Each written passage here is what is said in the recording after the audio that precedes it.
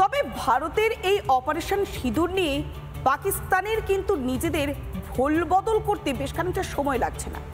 অবশেষে বাধ্য হয়ে তাদের সেনাদের মৃত্যুর সংখ্যাটা কার্যত তারা সামনে তুলে ধরল। তবে মৃত্যুর সংখ্যাটা তুলে ধরতে গিয়েও সেখানে একটা সংখ্যার গরমিল করছে।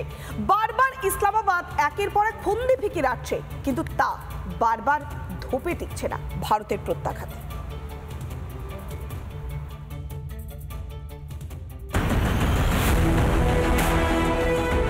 রাত হলে এই পাকিস্তানের নোংরামি।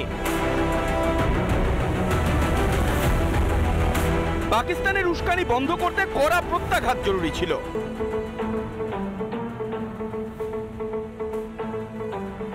প্রবল প্রত্যাঘাতে পর্যুদস্ত হতে শুরু করে পাকিস্তান। হালে পানি না পেয়ে মিথ্যাচারের চাষ করতে শুরু করে। সেই ট্র্যাডিশন এখনো বজায়। অপারেশন সিঁদুরে সেনা মৃত্যুর কথা কবুল করেও এখন সংখ্যা নিয়ে মিথ্যাচার ইসলামাবাদের। পাকিস্তানের দাবি তাদের 11 জন সেনার মৃত্যু হয়েছে। এর মধ্যে পাক বায়ুসেনা 5 এবং 6 জন পাক সেনার। সকলেই মনে করছেন সেনার মৃত্যু নিয়ে মিথ্যার বেসাতি করছে পাকিস্তান, কারণ প্রথম থেকেই একের পর এক মিথ্যার চাষ করে গিয়েছে তারা। ভারতের 5 যুদ্ধ বিমান ধ্বংস, শান্তির কথা বলে উস্কানি ভারতের। আদমপুরে ভারতের S-400 ধ্বংস। নিজের জায়গায় মিসাইল ফেলেছে ভারত। ভারতের মিসাইল হানা আফগানিস্তানে। বাতিন্ডা ও আখনুর বিমান ঘাঁটি ধ্বংস। পাক হেফাজতে ভারতীয় বিমান চালক। ভারতীয় সেনার একাধিক পোস্ট ধ্বংস।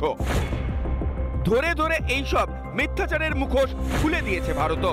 Pakistani claims about activities that they have undertaken continue to be heavy on lies, misinformation and propaganda. এবার নিজেদের সেনার মৃত্যু নিয়েও মিথ্যাচার। তবে এই প্রথম নয়, কার্গিল যুদ্ধের সময়ও নিজেদের সৈনিকদের দেহ নিতে অস্বীকার করেছিল পাকিস্তান। এবার মৃত সেনার সংখ্যা নিয়ে মিথ্যে প্রচার। পাকিস্তান আছে, পাকিস্তানেই। রিপাবলিক বাংলা। নানা ধরনের কন্টেন্ট দেখার জন্য লাইক করুন, শেয়ার করুন আমাদের ফেসবুক পেজ, সাবস্ক্রাইব করুন আমাদের ইউটিউব চ্যানেল। পাশাপাশি অন্যান্য ব্রেকিং নিউজের জন্য অবশ্যই চোখ রাখুন রিপাবলিক বাংলায়।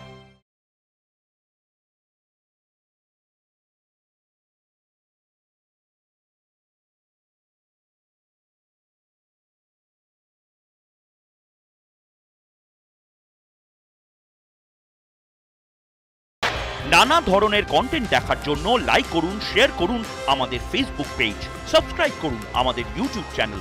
পাশাপাশি অন্যান্য ব্রেকিং নিউজের জন্য অবশ্যই চোখ রাখুন রিপাবলিক বাংলায়।